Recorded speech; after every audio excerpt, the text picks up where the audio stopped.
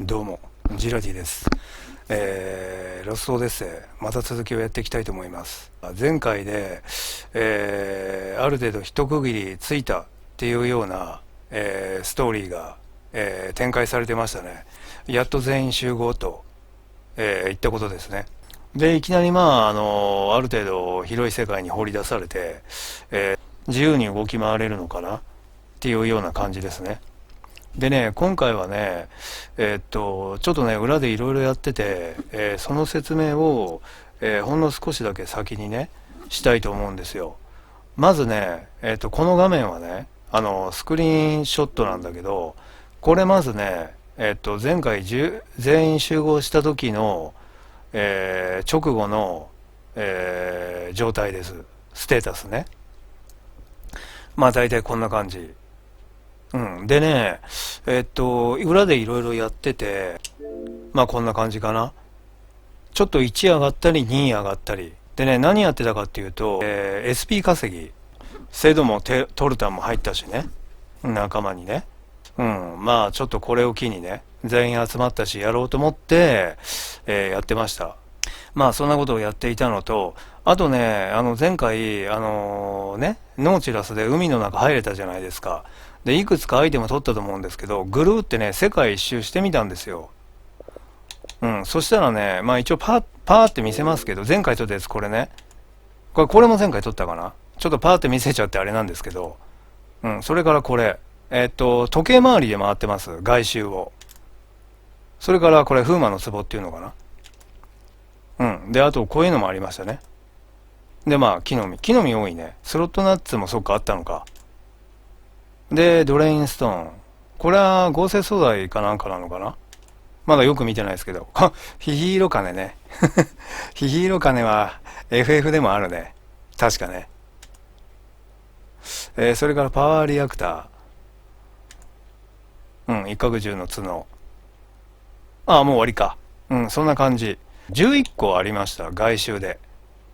それからね、ずっと前から、気になってた、石碑みたいなやつね。それを、解除しに行きました。やっぱり、トルタンが解除するんだったのね。トルタンセス組の時に初めて、封印を解く。その作業がありましたけど、他にも似たような石碑があったのを、私控えといたんで、前、ずっともうすごい前の動画だけど、言ったと思うんですけど、なんだこれって。で、やっぱり石碑だったんですよ。それでね、行けるところを行きました。まずね、前回まで48、47ぐらいからかな、やってたの、灼熱の鍾乳洞ね。そこにね、戻ってみたら、なんとですね、ボス戦のところにまだ1個、あって、こういうものがありました。ほら、このエリアに入るとね、ボス戦が始まっちゃうから、今まで気づかなかったんだけど、このマナーボトルっていうのがありました。それからね、この灼熱の鍾乳洞にも1個、パート48で確かのっけといたと思うんだけど、47だったかな。湿潤の道、ザ・パース・オブ・ダークネス。これボス戦からすぐ出たとこね。なんでこんな長いんだっけ。こうやってね、ボス戦からまっすぐ行って、これフォーラがあったとこね。宝箱フォーラ。黒魔法の5だったかな。これね。これも47か48にパート47か48に差し込んどいたけど、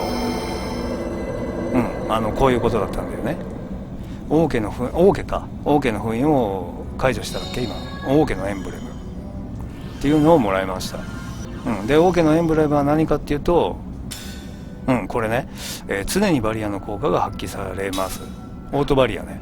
それからね、まあそんなのもあったのと、あとね、もう一つ気になってたのが、これは暗黒洞窟だったかな。ザ・ブラック・ケイブっていうのかな。ヘルトラップ。そこの、肩にね、ホタル乗っかってんだけど。走ると怖いからさ、穴が開いてて。で、あそこも風ピュピュピュピュ出てるんだけど、飛ばされちゃうんだよね。ホタルがね。それでこうやっていくと、うん、ここにもあった。書いといてよかったよ。なんだろうと思ってたから。うん、OK な封印ね。マスターソード、マスターリングと言ったことですね。でそれは何かっていうと、うん、すごいよねこれね。これだ。うんっていう感じね。うん。それからね、もう一つね、アイスキャニオン、スローウィープレ、なんていうのわかんない。まあとにかく来たね。これも前動画の時に載っけといたの。なんだこれって言って、パート35か 35.5 にも載せたから。これ種族っていうものかなのお守り。うん、火水風土、すごいよね。4属性、うん、4属性の軽減っていう感じなのかな。とあとね、ちょっとね街にもいろいろ行ってみたんだけど、軽くね、うん、そしたらね、ショップがね、前入れない、ゴッツァの入れないとこがあったの。そこ入れるかなと思って行ったら入れて、このね、グラマインとかいうのね、土属性の反撃ダメージね。水と火は確か今あるんだよ。それがね、買えたんで買いました。ライヘルの雑貨屋っていうのが、ロケーションね。うん、ライヘルの雑貨屋、ショップね。そんなのがありました。うん、でね、せっかくだからちょっと原点に戻って、ウーラの都ね、でも行ってみようかなと思ってます。行ってみよう。裏では全く行ってないです。さあ、なんかいきなりほらなんかムービーとか始まると嫌じゃないですか。うん、だから行かなかったんですよ。魔導共和国ウーラ。おお、懐かしいね。ザ・グレート・ゲート・オブ・ウーラ。うん、懐かしいね。ちなみにこのはしごの上にトレジャーあります。まあもちろん取ったんでね、もう行きませんけど、なんか変わるのかな。ウーラを脅かす者は我らが許さん。この門は絶対守るぞ。ガンガラオは窓の実験のためにどこかに秘密の部屋を持ってるらしい。うん、あるね。俺の知り合いで悪い仲間と付き合ってるやつがきっとそこには、ちょっと待て。俺の知り合いで悪い仲間と付き合ってるやつがきっとそこには見えない。お宝があるに違いないって言っていたが、マジであそこの研究室だっけ。ちょっと行ってみたいね。入れんのかな。でもガンガラの許可なく。そいつとも最近連絡が取れなくてな。悪事のせいで都にいられなくなったんだろう。まさか王の実験室に忍び込んだりはしていないと思うが、ちょっと待って、よくわかんない。なんか悪さしたの？お、あ、そういうことだと思わなかった。道理で会話が長いと思った。ガンガロの秘密の実験室ね。あそこか。やっぱりあそこね。でも入れんのかな。グランドスタッフがボツを滅ぼしたそうだな。まあね。まあガンガラがグランドスタッフを動かしたみたいなことかな。やはりウォール高原の惨劇もガンガラ王の責任では。そうね。同じだね。窓タクシーの、そうなんだ。いや、ちょっと待って。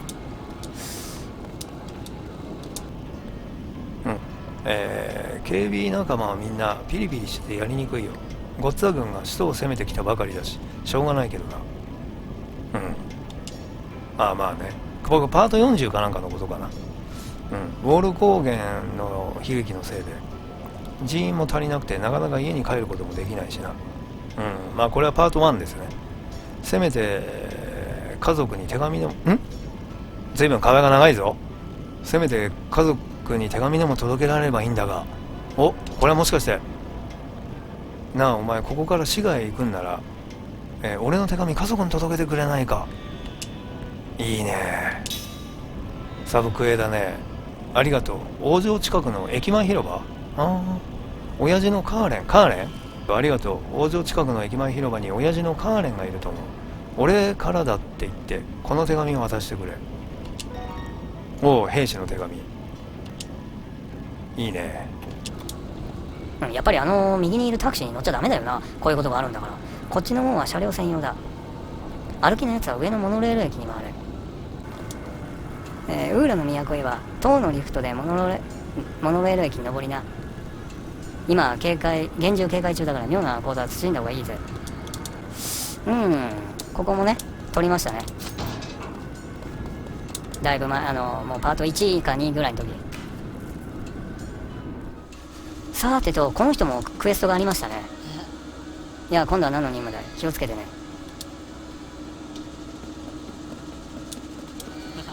あのリフトを壊さなくて良くなったそうだな。やれやれ助かったぜ。これのこと言ってんのかな。ここに乗るやつ。今登らないけど。あんたのおかげでセリまで、これもサブクエでしたね。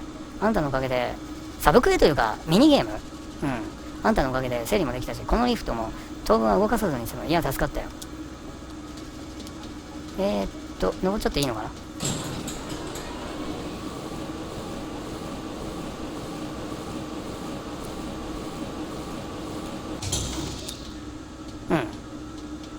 それからさ、あれもさ、ウーラーじゃない、ヌマラに今行けないんだけど、これも、回収しに行きたいんだよな。あ、これね、今のね、ガンガラ王の秘密。さて、なんか誰かいるかな。誰もいないかな。懐かしい。本当に懐かしい。ずっと帰れなかったから。ザ・グレート・ゲート・ステーション。ちょっと今、早くて。ウーラの外じゃ超海流以外にも魔導力絡みの事件が増えてるらしい。もうガンガラ王だけが頼りだよ。まだ浸水してるか。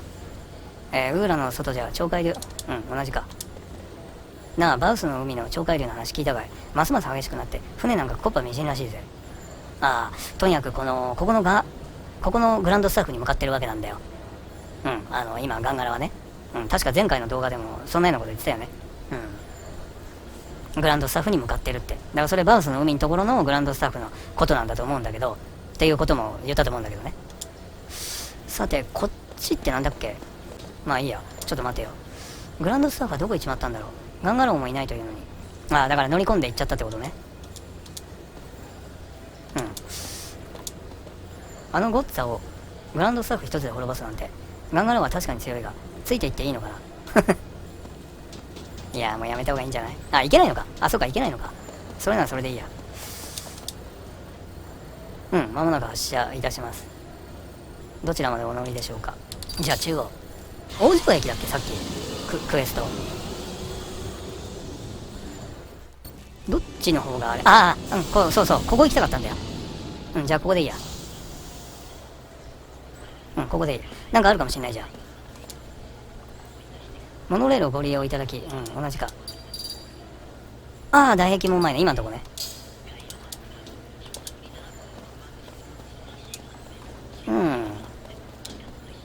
これもね。モノレールをご利用いただきありがとうございます。これ王城駅か。ここら辺でもサブクエありましたね、最初。ガンガローが即位し、ゴッツは滅びた。だが今度の方が何を考えてるのかわからん。ガンガローが即位し、ゴッツは滅びた。だが今度の王は何を考えてるのかわからない。どっちの王のこと言ってんの？ゴッツァのこと？ゴッツァってもう誰か後釜がいるの？そうなんだ。それは知らなかった。ガンガローはグランドスタッフと共に行方不明らしい。一体どこ行ったんだろうな。バースの海行ったんだね。トルタウンの偽物が出たという噂があるが、ガンガローに報告すべきだろうか。これはパート40だな。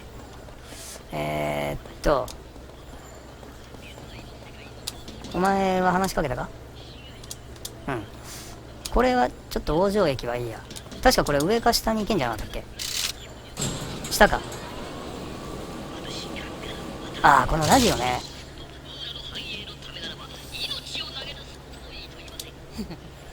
ゴッツァも沼ラも攻めてこないし、ガンガローに任せてよかったよ。ゴッツァ軍の吸収はグランドスタッフで防ぐことができたが、今度はガンガローがいなくなってしまった。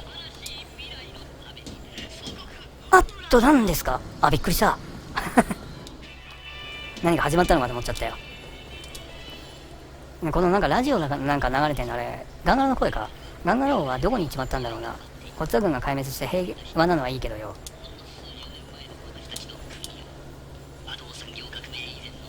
駅前の広場にモニュメントがあるのを知ってるかい？そうだっけ？あそこには宝が隠してあるって噂があるんだよ。もう何十年も前のことになるが、評議会派が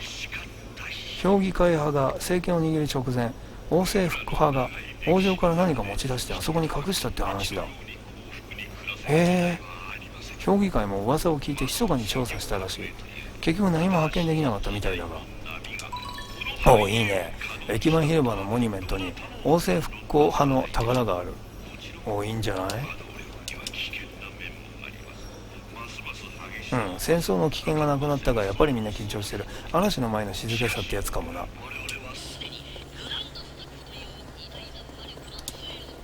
なんかガンガラなのかな。なんか言ってるね、ずっとラジオで。なんだ、用がないなら話しかけるな。グランドスタッフがあればウーラの守りは完璧ですって。兵隊さんたちも都じゃ仕事がないみたいね。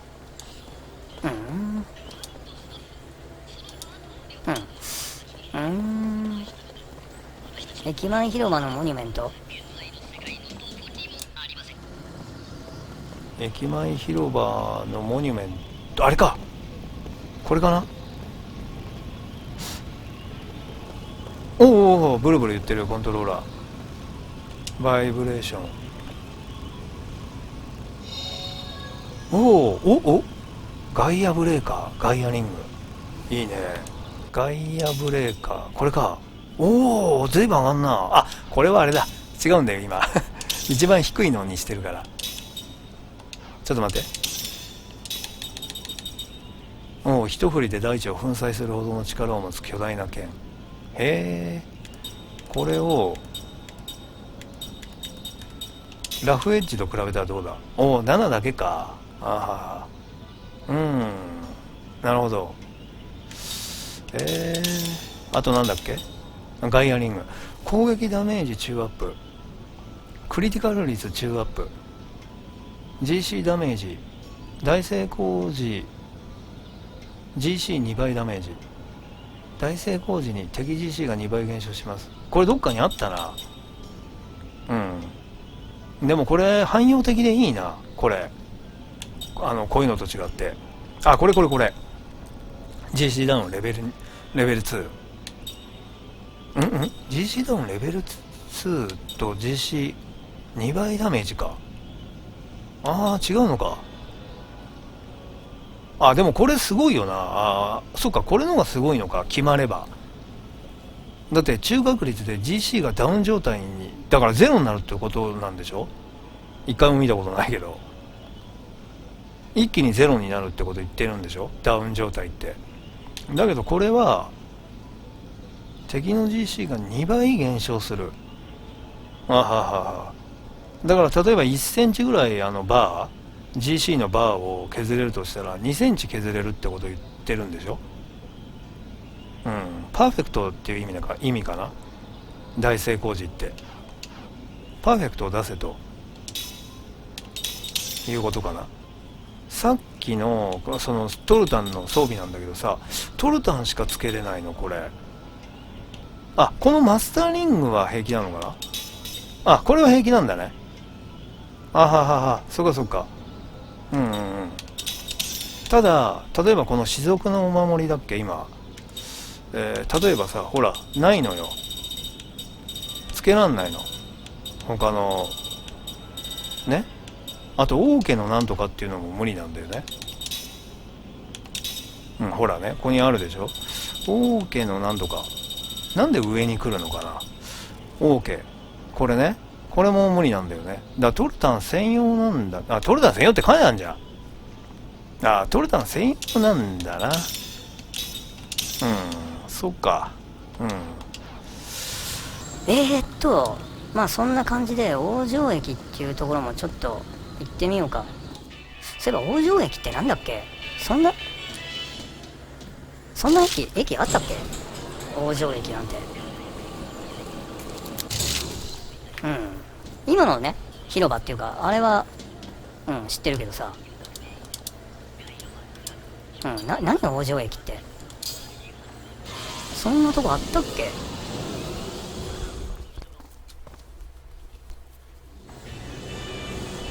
あ、しまった。さっきの駅前広場に親父さんいたんだっけ？何ここ？これさっきのとこ？こいつ？こいつ。ち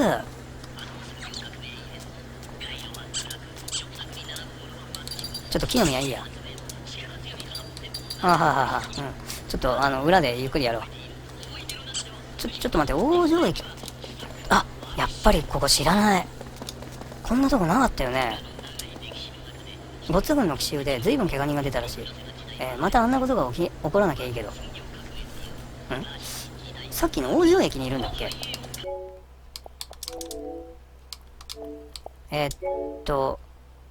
王城近くか。駅前広場。さっきのとこなのかな、やっぱり。ゴッツ軍の奇襲で随分怪我人が出たらしい。またあんなことが起こらなきゃいいけどと。これはなんか、これはピボットか。これか。やっぱ初めてだよな。アクアラスボム。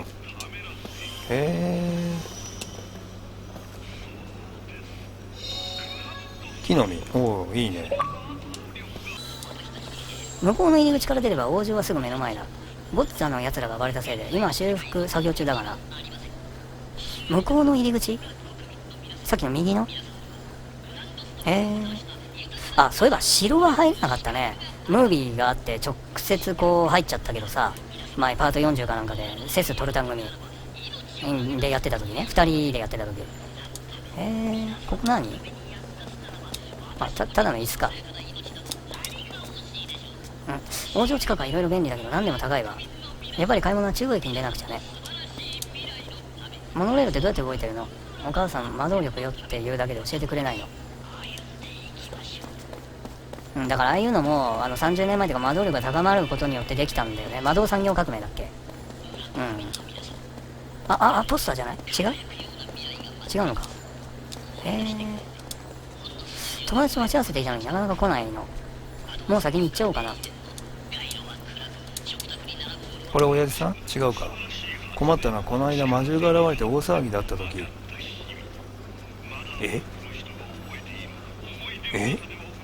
この間パート40ね。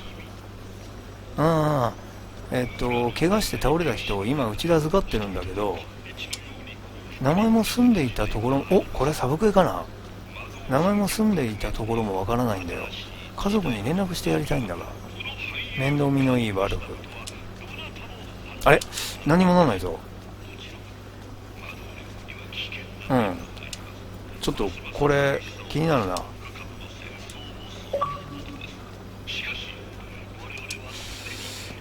うちと言ってもどの家のこと言ってんのかな。どこら辺の家なのかな、この人。家にいるのかな、じゃあ。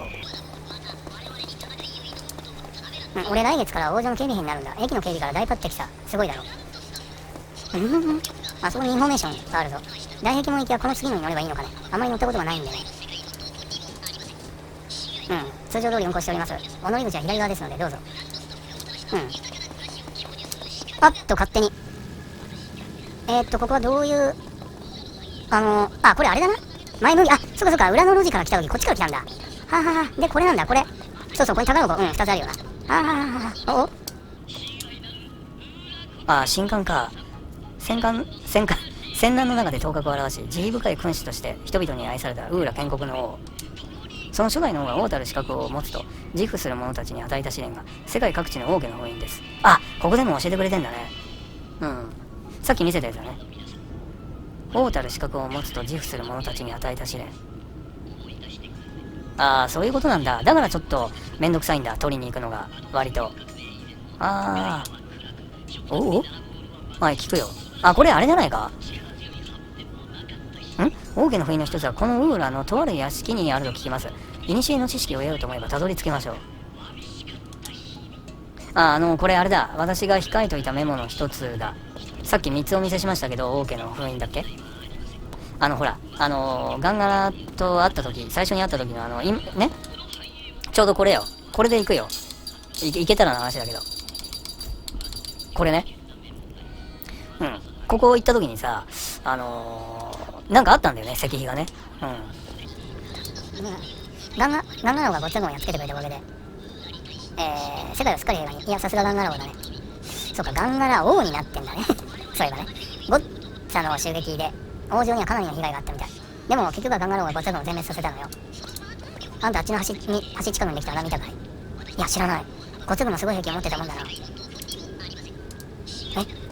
穴ってどの辺だろう。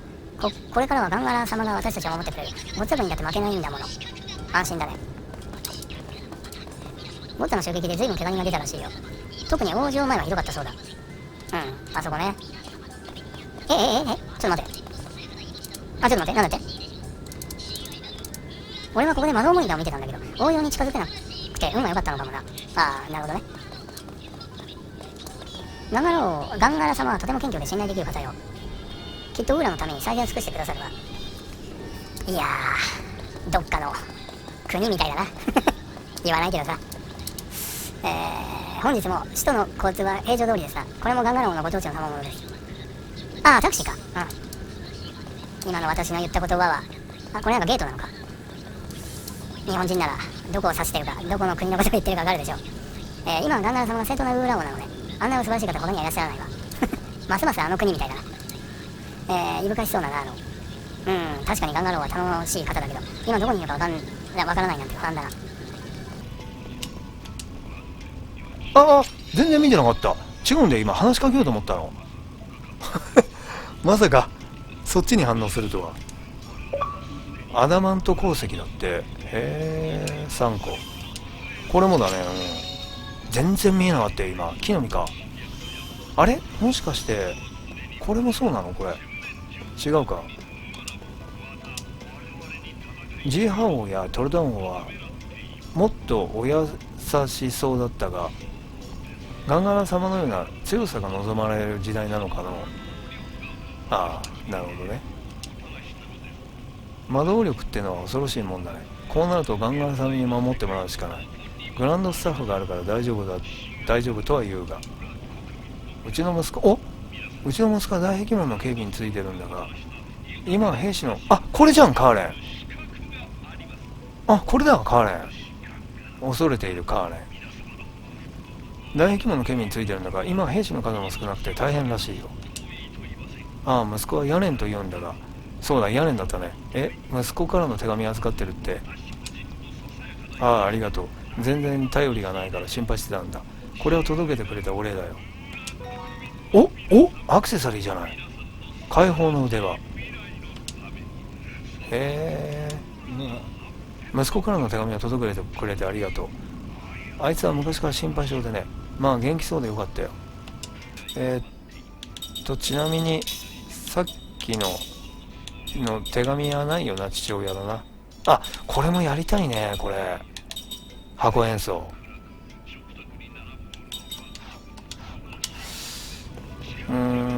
ちょっとカットしようかな。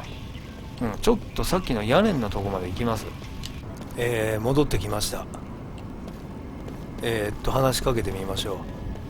この人だったね。手紙を届けてもらってすぐ家族からの返事が届いたんだ。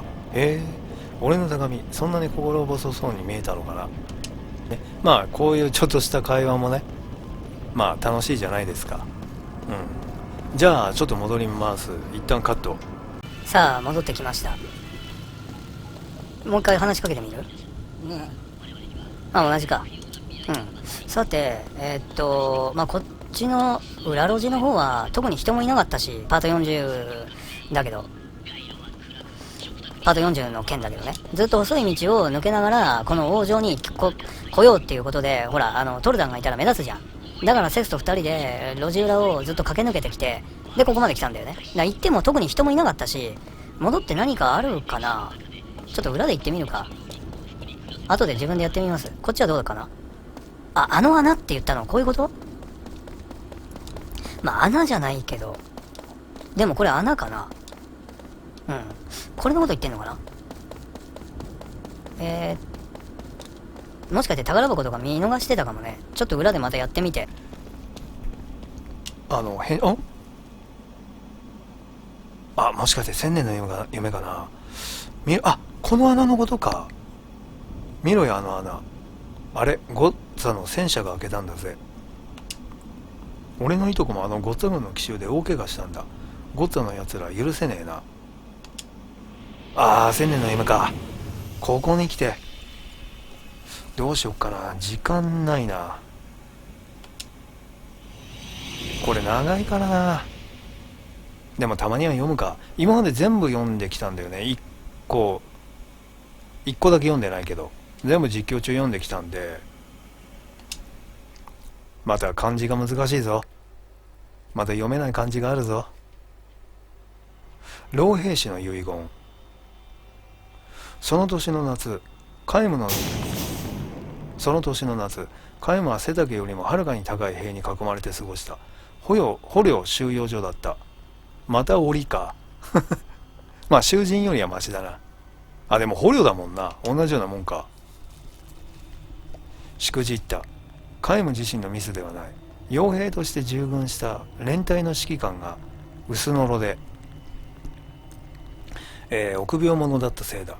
敵国の軍港都市に攻め入った、市街戦で指揮官が、詰めを誤ったせいで部隊は退路を断たれ、一か八かの突撃もやむなしと腹を決めた兵士の覚悟とは裏腹に、指揮官はあっさりと投降を決めたのだった。いつもと文体が違うな。なんか文章の感じがね違うね。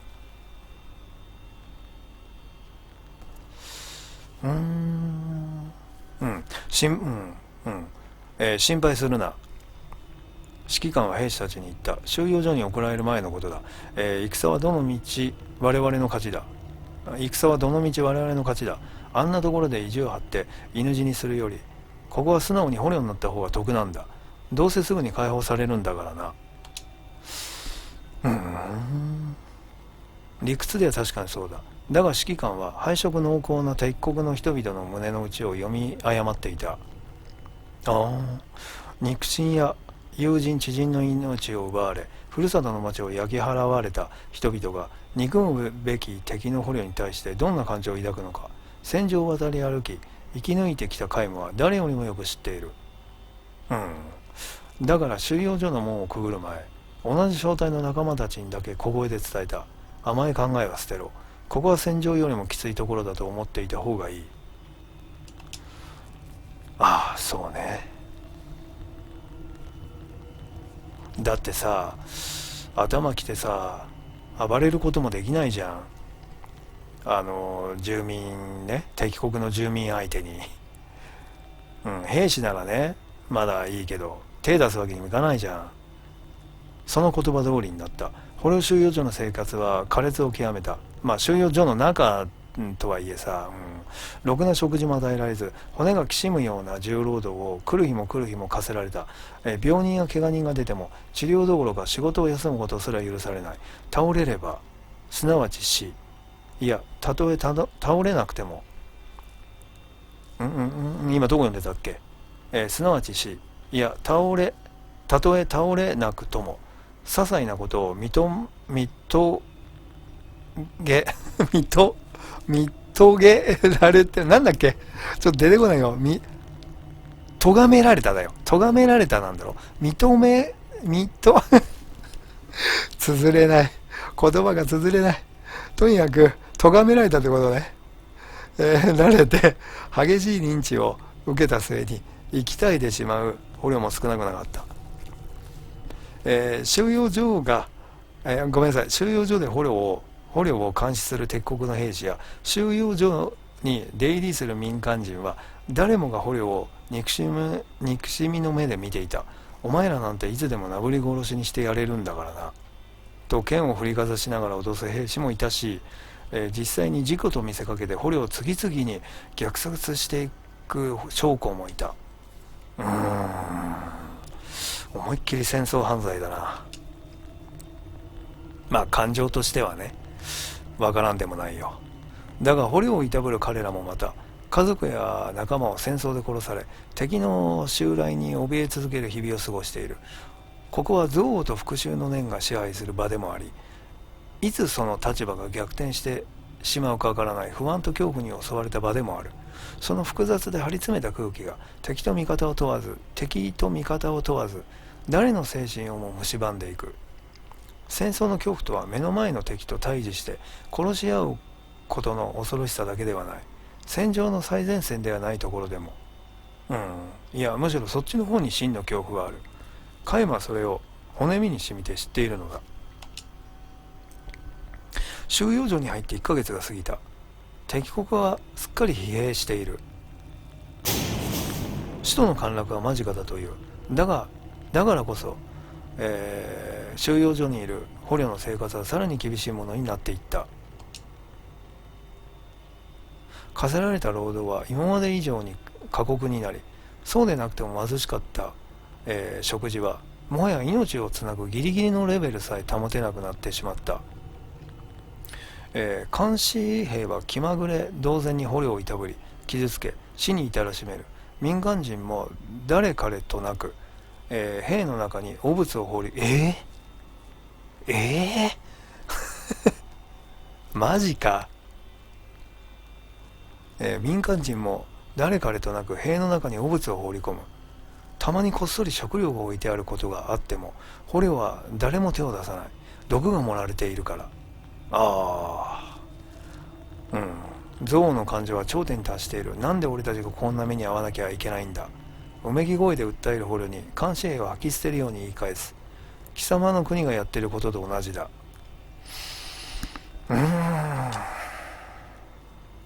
実際その通りだった。敵国の若者はことごとく戦場に駆り出され、そのほとんどが殺されている。いくつもの町が焼き払われ、瓦礫と化している。敵国の人々は戦争そのものでは敗色濃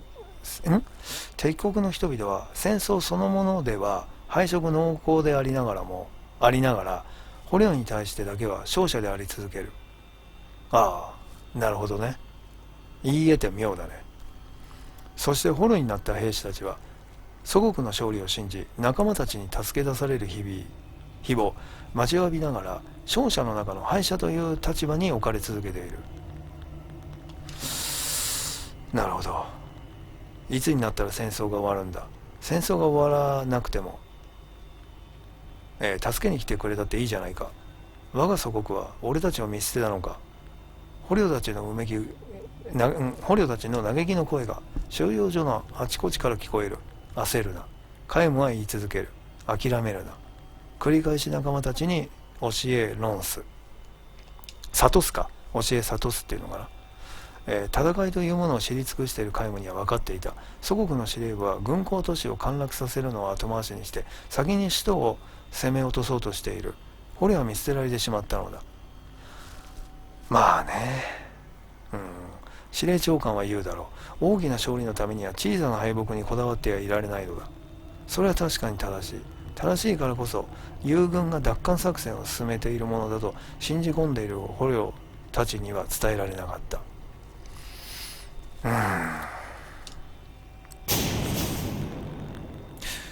捕虜の中には脱走を企てる者が相次いだ。その計画を監視兵に伝える密告者も同じだけ多かった。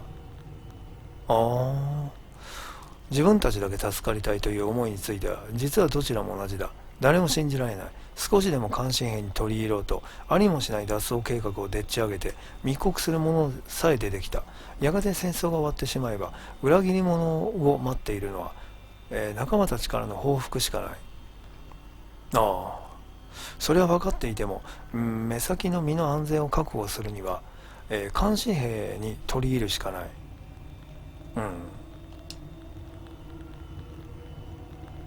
捕虜を取り囲んでいるのは兵だけではなかった。体だけでなく心も囚われてしまっている。病気や怪我で死ぬ者に加えて、心を病んだ末に自ら命を絶つ者も増えてきた。焦るな。諦めるな。カイムの言葉は次第に誰の耳にも届かなくなった。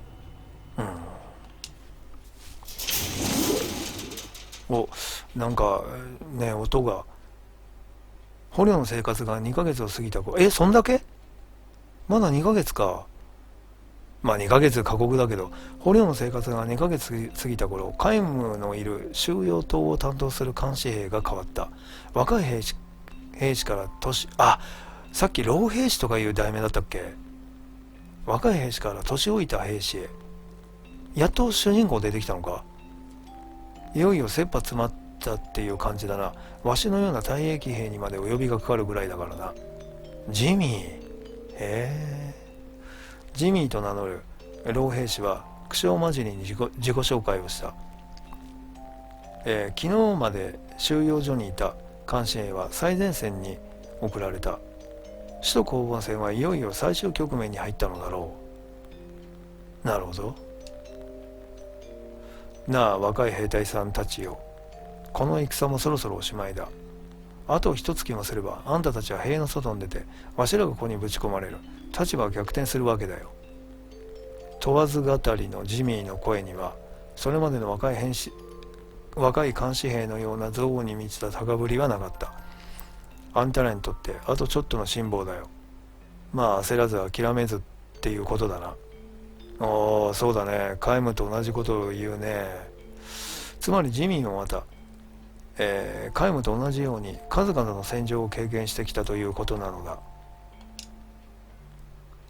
なるほど。わしもあんたらも立場は違っても根っこは同じだ。あんたらは丸腰の捕虜で、わしらはいずれあんたらに国を占領されて、支配される身だ。わしはあんたらの明日の姿で、あんたらはわしの明日の姿だ。そう思えばなあ、今の生活がどれだけ続くかわからんが、憎み合ったり、いがみ合ったりするのもバカらしいと思わんかね。せいぜい仲良くしようじゃないか。芝だらけの顔をほころばせてははっと笑う。心身ともに疲れ果てていた捕虜たちの胸にその笑顔は優しく染み入っていく。気がつけば捕虜の兵士たちの顔にも笑みが浮かんでいた。囚われの身となってから、いや戦場にいた頃から兵士たちが屈託のない笑顔になったのはこれが初めてのことだった。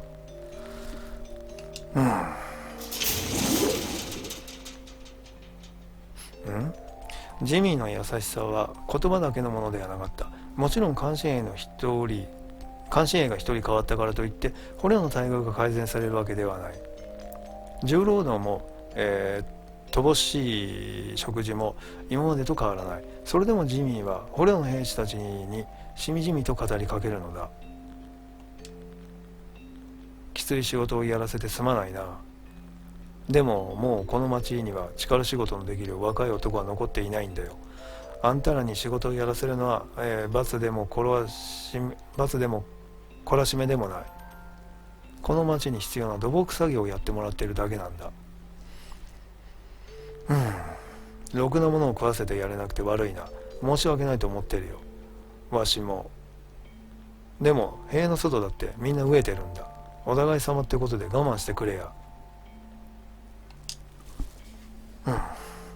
そして病気にかかった兵士には少しでも楽な仕事を命じ、食事もこっそりと追加する。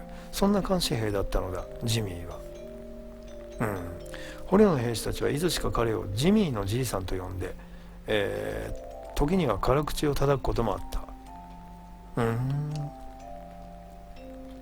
監視兵の連中がみんなジミーのじいさんみたいなやつらだったら俺たちも助かるんだがな。誰かが言った言葉にジミーは寂しそうにうなずいた。俺はさ、ジミーのじいさん、あんたみたいな人がこの国にいるんだと知ってたら志願兵になんかならなかったよ。捕虜の立場を忘れたわけじゃないが、一度だけ握手させてくれないか。別の誰かが手を差し出すとジミーはほんの少しだけ嬉しそうに笑ってそれに応えた。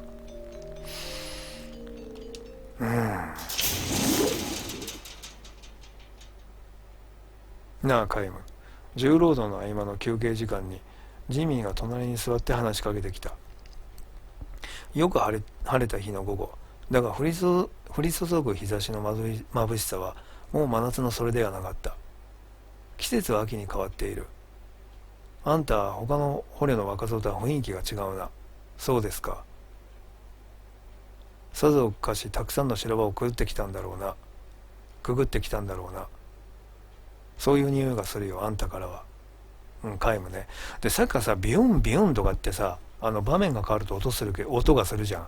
あれ、無知かなんかの音なの？まさか無知の音なの？カイムは苦笑するだけで言葉では何も答えなかった。ジミーも最初からその反応は分かっていたのだろう。同じような苦笑いを浮かべて話を続けた。なぜ逃げないんだ？あんたならこの収容所の警備ぐらい簡単に突破できるだろうに。買いかぶりすぎですよ。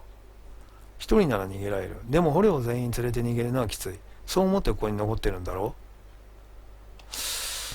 う。なるほど。カイムはまた黙って苦笑した。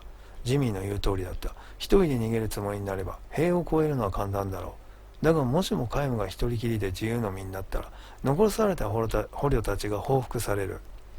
たとえ報復がなくとも警備は一層厳しくなり、収容所に取り残された若い兵士たちの胸には絶望しか宿らない。逃げるなら全員揃って塀を越えさせるしかない。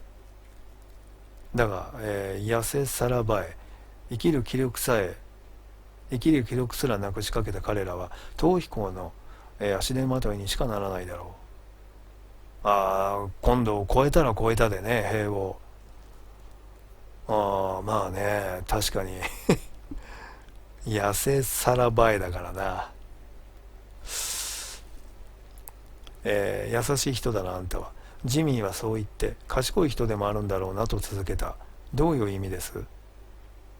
あんたぐらいの歴戦の勇士ならもう差しはついてるだろう。戦は終わりだ。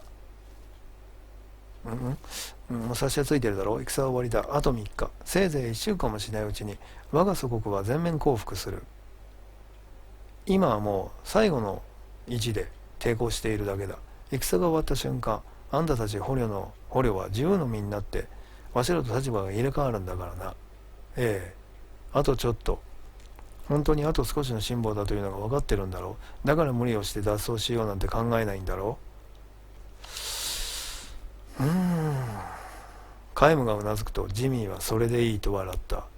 もうこれ以上無益な戦いや憎みはやごめんだよ。わしも。秋の空を見つめるジミーの横顔には深いシワが何本も刻まれている。そのうちいくつかは刀傷っていうのかな、刀傷かな。そのうちの、いくつかは刀傷の作った仕業ということにカイムは気づいた。なあカイム、はい。わしらの国にはもう寒く厳しい冬を乗り切る力は残っておらんよ。夏の最中にそれは分かっていたことだ。だったらもっと早く見切りをつけてほしかったんだがな。そうすれば戦死する若者も焼き払われる町も今よりずっと少なくて済んだんだ。ジミーは深々とため息をついて、この戦が終わったらこの国はあんたらの国の思うがままだと言った。今捕虜になってる若い連中に奴隷にされてもなぶり殺しにされてもわしらは文句は言えないんだ。そんなことはないとは言えない。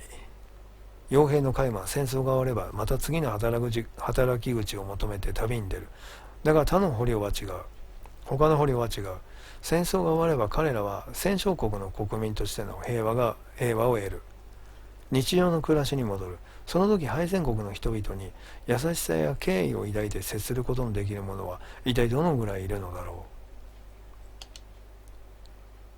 カイムはあんたには分かってもらえると思うんだ。戦が終わった後、わしら年寄りに対してどんなひどいことをしてもいいさ。でもな、若いやつらや女たちや子供たちにはちゃんとしてやってくれ。あんたの国に対して恨みや憎しみを抱かないでやってほしいんだ。そうしないと何十年、20年、30年、100年でもいいさ。いつになるかわからないが、いつかまた戦が起きる。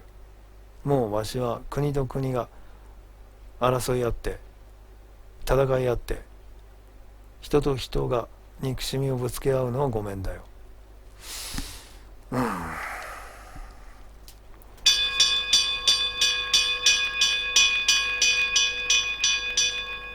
その時だった。収容所に激しく乱打する鐘の音が響き渡った。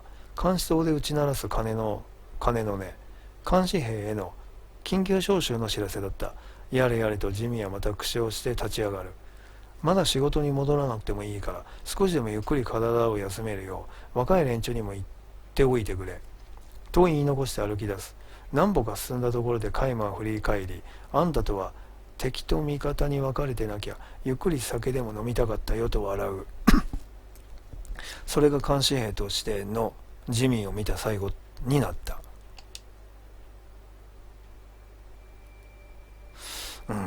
天頂っていうのかな、天頂にあった太陽が、太陽のことか。天頂にあった太陽が傾きかけた頃になってもジミーは戻ってこなかった。代わりに捕虜たちの歓声に迎えられて塀の中に入ってきたのは味方の軍勢だった。おお、一応来たのか。安心しろ、もう大丈夫だ。戦争は終わった。我が祖国の大勝利だ。ジミーたちの国は全面降伏した。監視塔に集められた兵士たちは武器を奪い取られ、歯向かう者は容赦なく殺された。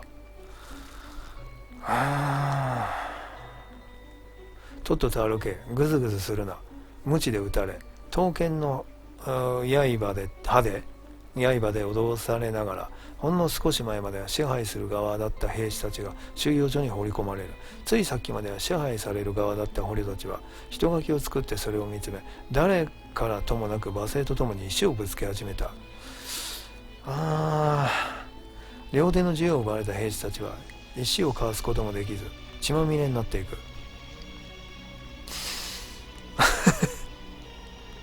参ったね。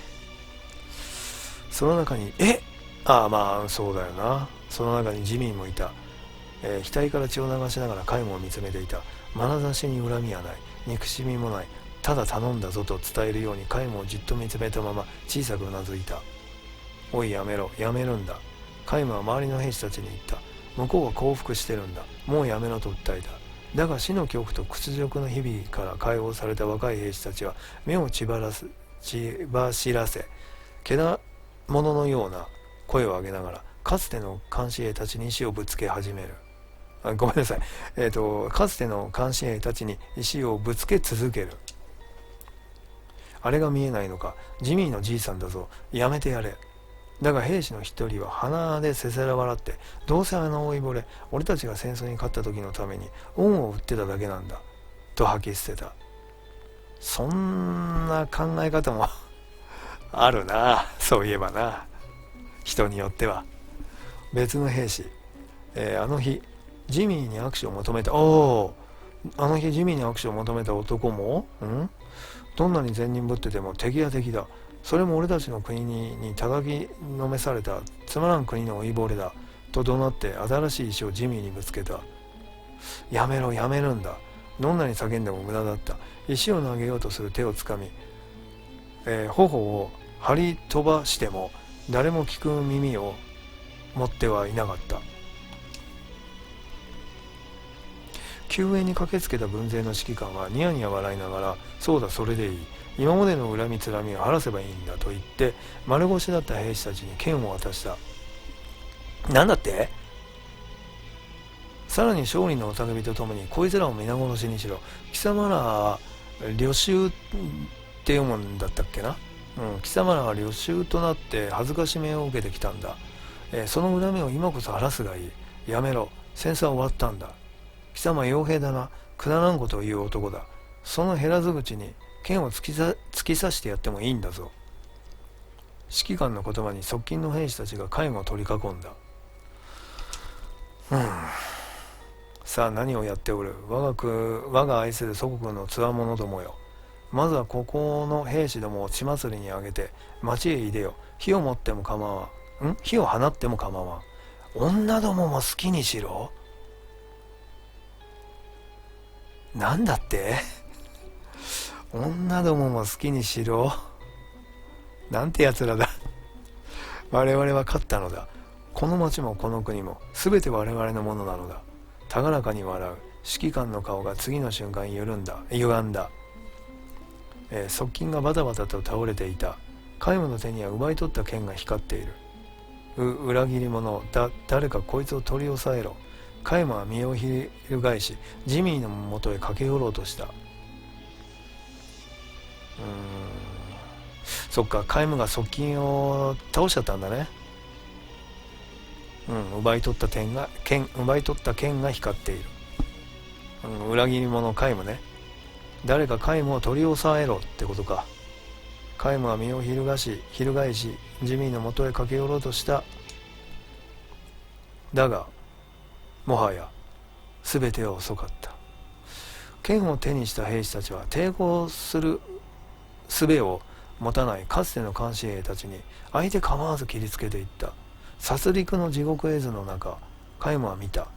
戦いと憎しみの連鎖を知り尽くしているからこそ優しかった老兵士が無言で地面に倒れるのを、その背中に憎悪に満ちた刃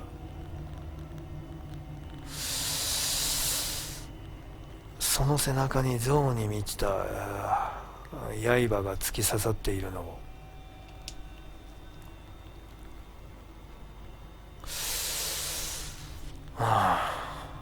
カイムは塀の外に駆け出した。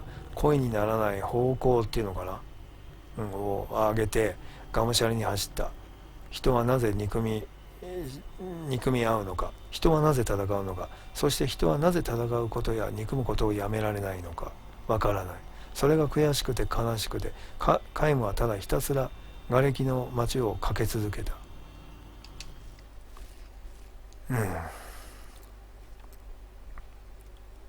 そして100年の時が過ぎた。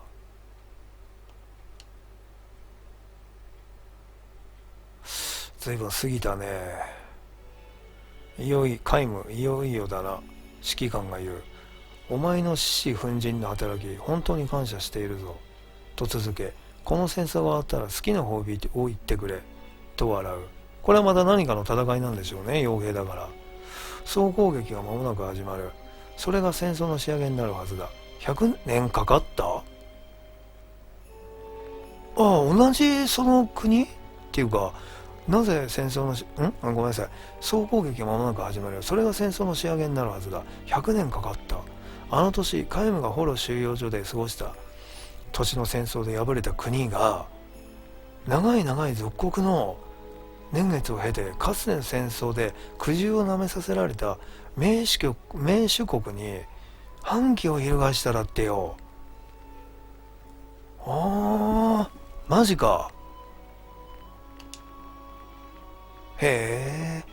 かつて敗れた国は100年をかけて盟主国への憎しみと恨みを育ててきた。親から子へ、子から孫へと、その像は受け継がれていった。100年前の戦争に勝った国は支配する者の傲慢さと鈍感さでそれに気づいてはいなかった。親から子へ、子から孫へと受け継がれたのは、あの国は我々よりも劣っているという嘲笑と、これなんて読むんだっけ。嘲笑と、侮辱か。嘲笑と侮辱だけだったのだ。戦争はあっけなく風がついた。100年前とは逆の効果になった。だが100年後に再び戦争が起きた時、勝利の女神がどちらに微笑むかは誰にもわからない。なあカイム、褒美は何が欲しい？指揮官に重ねて問われたカイムは静かに答えた。何もいりません。なぜだ？お前は確かに傭兵だが、正義軍の兵士以上の働きを見せてくれた。我が国家としてもそれに報いようとしているんだぞ。そう思ってくださるのなら一つだけ約束してください。敵国の人々に憎しみや恨みを抱かせないように。何を言ってるんだ。負けた国の人々に対して優しさと敬意を忘れないように。指揮官は呆れ顔になって随分優しいものだなと笑った。だがカイムはニコリともせず、それが100年前のあなたの国の老人から託された遺言ですと言った。指揮官は呆れ顔のまま、もういい、下がれと言った。これはカイムは長生きだっていうのを知ってんのかな、この指揮官。知ってるのかな、そもそもね。わからないけど。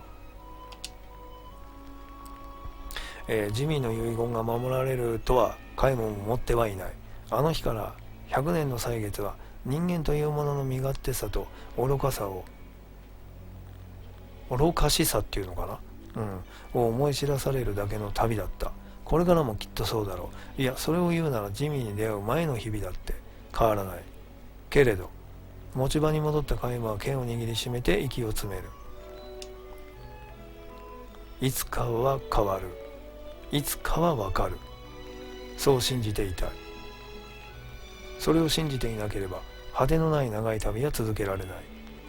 だそうだろう、ジミーのじいさん。まぶたの裏に浮かぶ、びっくりした。まぶたの、裏に浮かぶジミーの顔は寂しそうに微笑んでいた。全軍突撃。号令が響き渡る。立ち上る砂塵っていうのかな、砂ぼこりか立ち上る砂ぼこりの中、カイムは剣を握って駆け出した。終わったね。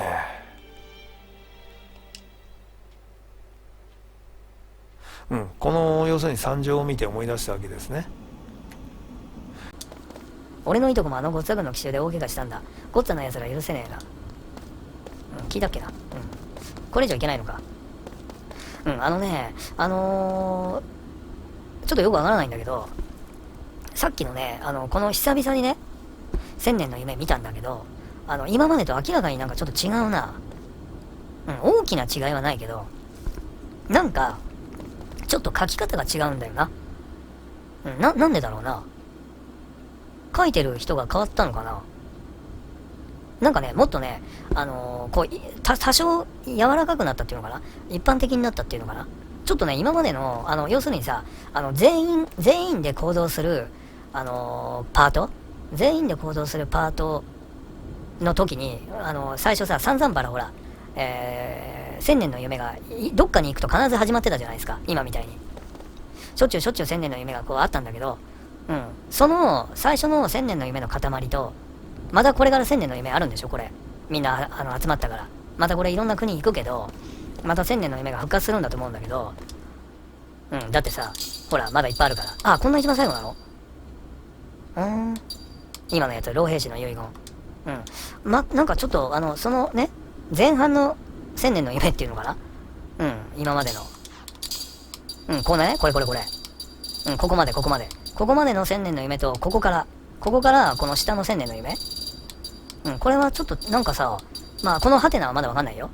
だけど今までのはもうちょっとさ、なんていうのかな。かなりさ、難しいんだよね、文体がね。文章の構成っていうかさ。いや、わかるんだよ、意味は。わかるんだけど、ちょっと、なんか難しかったけど、いい文章だったよ。もうほんと涙しそうになったこともあったけど、まあ今のも、ちょっとお涙ちょうだいみたいな感じだけどさ。ちょっとなんか柔らかくなったね。内容は同じようなもんだけどさ。悲しかったけどね。ちょっと涙ちょぎれちゃうね。今回もまたね。おっと、お前は一人何やってんだ。父を探すロンムル。すいません、こういう人見かけたことはありませんか。私の父なんですが。これはサブクエの匂いがするぞ。見たことはない。そうですか。実は先日用事で都に来ていたはずなんです。ちょうどガンガロモの就任式の頃で、パート40ですね。もしかしたらゴッツの奇襲でやられたのかも。すいません、もしも父を見かけたら私に教えてくださいませんか。これが父の特徴ですので持って行ってください。尋ね人のチラシ。サブクエだね。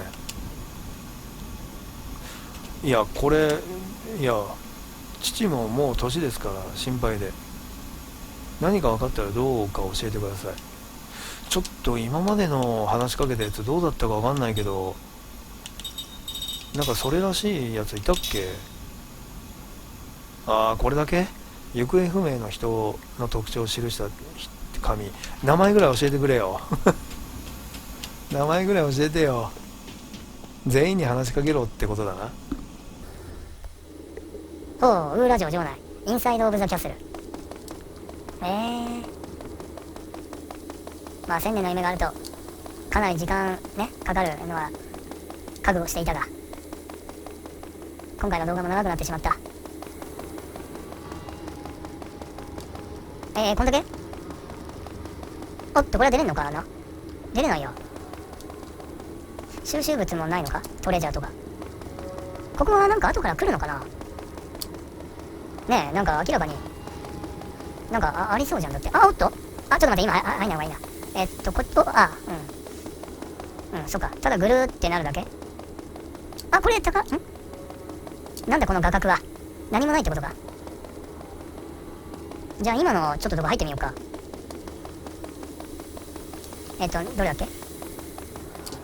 あ、エレベーター。エレベーターか。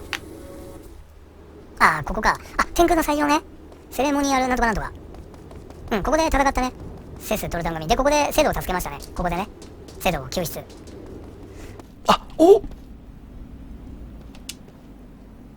動画中にこれできたか。あ、今度は言葉付き。あ、そっか、ここは城だからか。ここに何か書いてある。父上の字だ。我が足跡を尋ね我が意志を解け。我が足跡を尋ね我が意志を解け。あれ、それだけ。我が足跡を尋ね我が意志を解け。父上は何を言いたかったんだろう。2回話しかけてよかったな。ああ、じゃあ他にもこう回ってからまた来るのかな。ちょっと待って、取っとこう、忘れないように。なるほど。これはなんかある？ない？あ、登れない？ここも登れないよな。さて、なんかあるかな。まあこの激戦地だったところでなんかあるとも普通は考えられんけどな。あ、これ今出てきたとこだっけ。何もなしか。これ登れない？登れないか。これのために存在するんだな。その責任のためにこの場所はね、今んとこ。さて、さっきいろいろ受けたけどさ、いろんなクエストだとかいろいろ、なんかその分だけでも解決したいけど、そんなうまくはいかないか。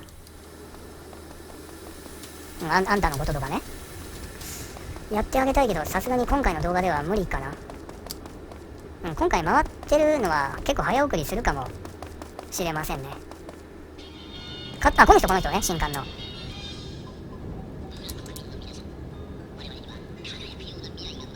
ああ、そっかそっか。やっぱりこれさっきの話じゃないや、これ。はい。世界各地の王家の封印。まあそういうのが全体的にありますよってことね。さて、こっちの路地裏へ行くのはちょっと裏へ行こう。ちょっと待てよ。ほら、ガンガラのとこに行けるかな。どうやって行くのが早いかな。こっちから行った方がいいかな。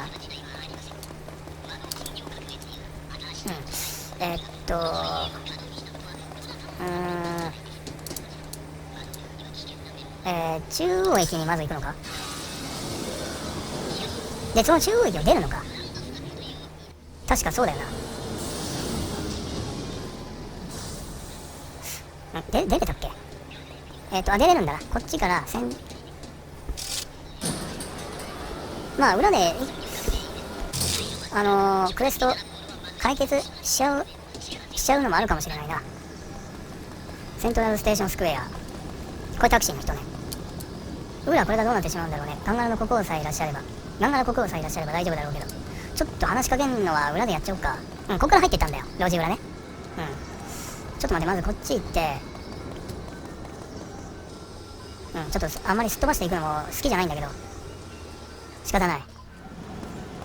こうやって行って、でこっちだったな。そうね、あそこね、研究室ね、ガーデン、ゴンゴラマンションって言うんだ。マンションって書いてあった今。ガンガラマンションガーデンなんか英語だと味気ないななんで屋敷マンションっていうのか。さて、これ入れんのかな。だからここはガンガラ王のご即位前のご住居だ。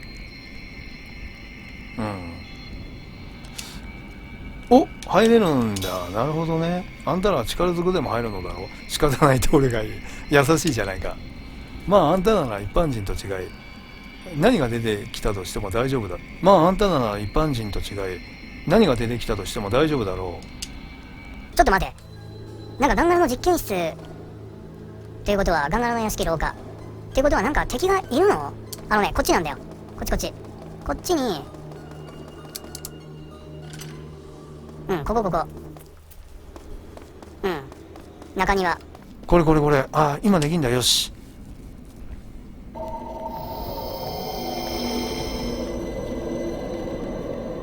王家の封印を解除した。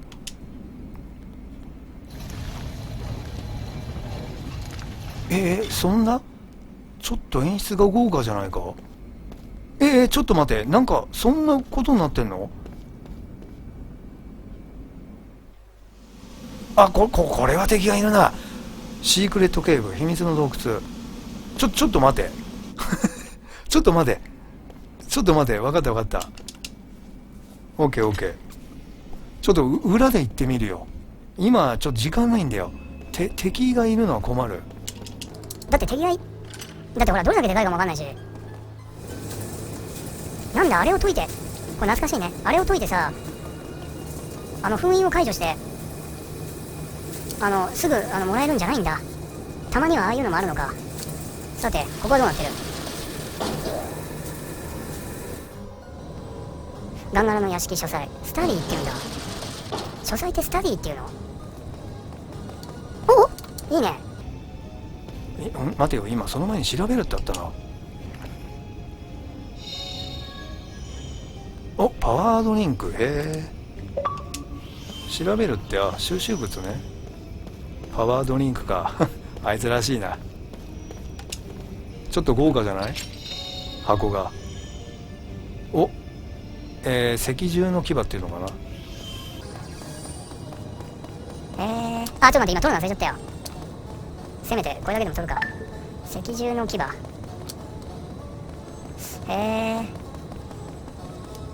調べる？本か。本じゃないか。本か。魔動力概論除雪。魔動力。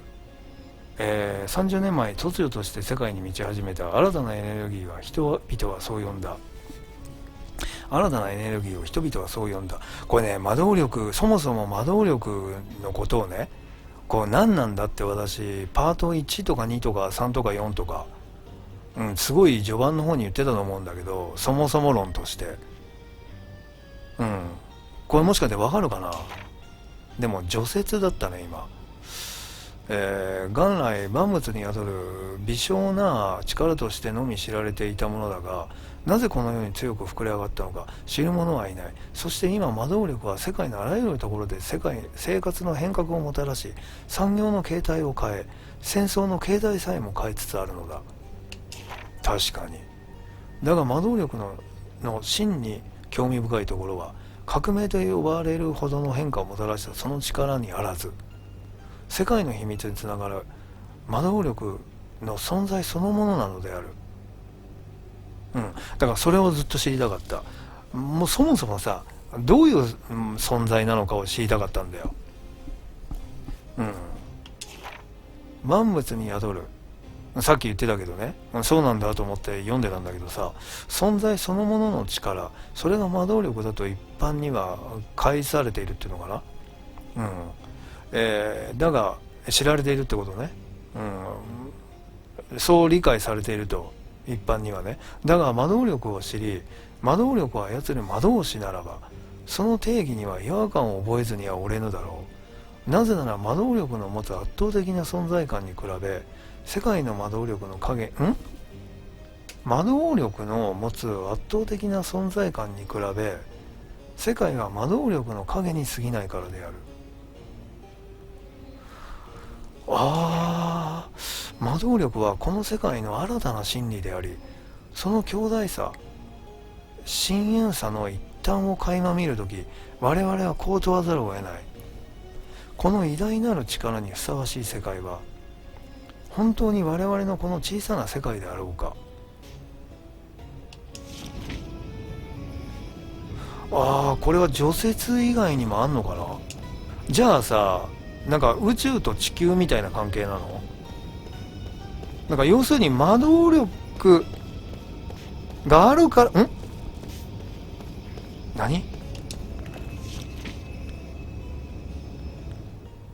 魔導力があるからこその、世界の成り立ちみたいなことなの？最初の実験確認できず、要再実験、実験2度目やはり確認できず、研究室では不適当と判断、魔導力の測定にノイズが入ってしまう。妙な場所から地下へ、さっきのことかな、さっきの場所かな、妙な場所から地下へ道が通じているのを発見した。整備すれば実験室として使えるかもしれぬ。なんだあいつ、先に入ってたの？あれ何、王家の人間しかあそこ解除できないんじゃないの？実験中魔導力の暴発が発生、危険と判断し、屋内実験は無期延期とする。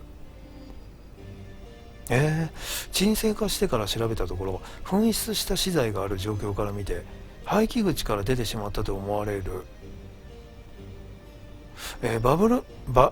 バルブ開放による確認は他への影響を考え留保。屋内での実験は中止する。実験221は失敗。どうなんだろう、さっきのことを言ってんのか、どうなのかな。ちょっと待て、他に開ける？こんなとこにあったの？なんだよおい、気づかなかったよ。なんとかの小石を3個手に入れた。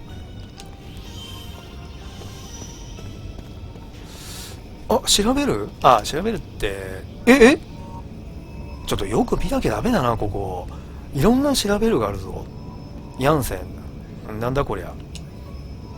思念を記録する魔導装置だね。ガンガラが研究の記録なんかに使ってたんだろう。思念ね。調べてみようか。永遠とは素晴らしい。死を恐れることのないこの身のなんと素晴らしいことか。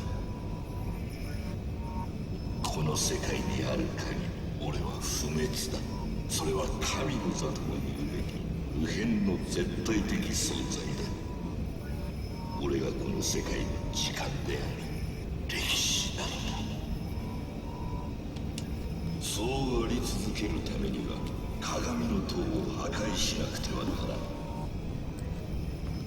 問題は鏡の塔を失えば元の世界より動員される力、すなわちこの世界で魔導力と呼ばれる精神の流入エネルギーまでも失われるということ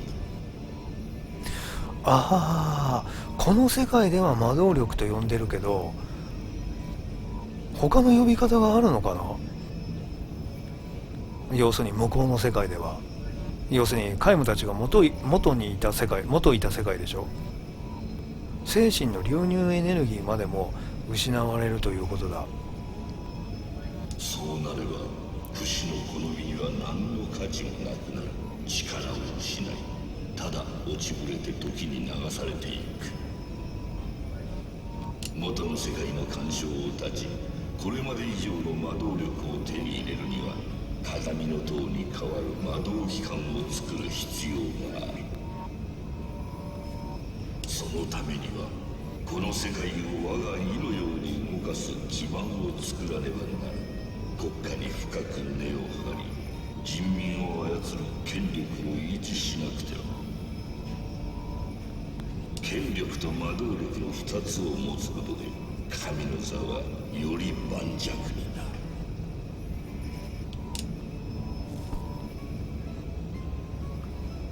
る。ゲームかつくな。何様のつもりだよ、ガンガラのやつ。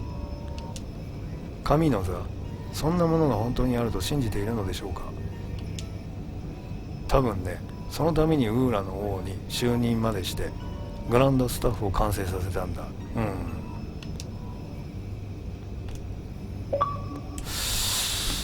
今ゲームクリップちょっと押しとこう。つまり魔導力があってこその好みなんだ。身って体ね。だからそれをあり続けなきゃいけないわけだ、ガンガラにとっては。力も増すし。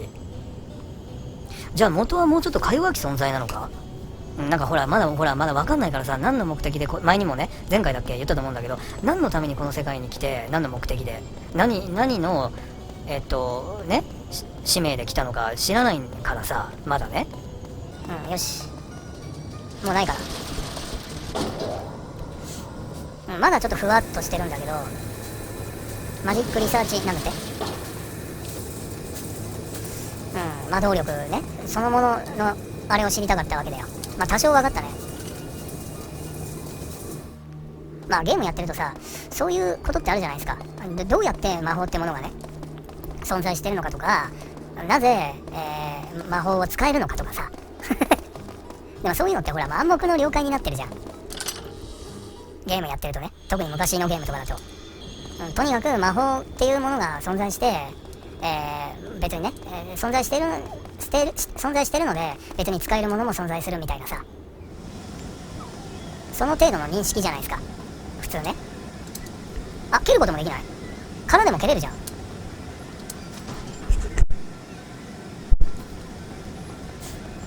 ここの公園もなんかちょっと気になってたことがあるんだよな。こんなのあったっけ。あ、なんかこれ絵を合わせるんじゃない。ほら、誰かに話しかけてやるのかな。話しかけて、これも気になってんだよな、これも。今の、これはなんかまさかミニゲームじゃないだろうな。あとこれね、これも気になってるんだよ。これ何なんだろうね。この人もクエストだったね。こんにちは兵隊さん、おかげさまで嫁も私も元気にやっているわ。あなたみたいな若い人は無理をする心配だわ。私の息子の分まできっと長生きしてね。覚えててくれた。ちょっと話しかけてみようか。新しい王様はこの近くに住んでいたんだって。さっきのとこだね。そっちの大きな道の先にある大きい屋敷はそうよ。こんな子いなかったな。悪い奴が王様の即位を邪魔したんだけど、王様はグランドスタブでやっつけちゃったんだ。ゴッツァのことかな。なんか言ってたけど、その大したことじゃなさそうだね。この子は前のそのままかな。おじさん死んだ人ってどこにいるの。パパが死んじゃったから僕が迎えに行くの。あれ、なんか言葉がちょっと違うな。これもなんかあるんだろうな。ちょっと今いいか。なんかあるかな。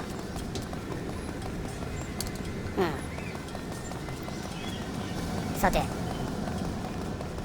次回はこの辺から進めていこうかな。この辺から進めていくか。駅まではちゃんと話しかけてたしね。ここねが出てきたとこ。ちょっと長くなってしまったんですが、いろいろ興味深かったですね。今回はここまでにしておきましょう。では今回もご視聴いただきありがとうございました。次回の動画でまたお会いしましょう。ジラティでした。じゃあね。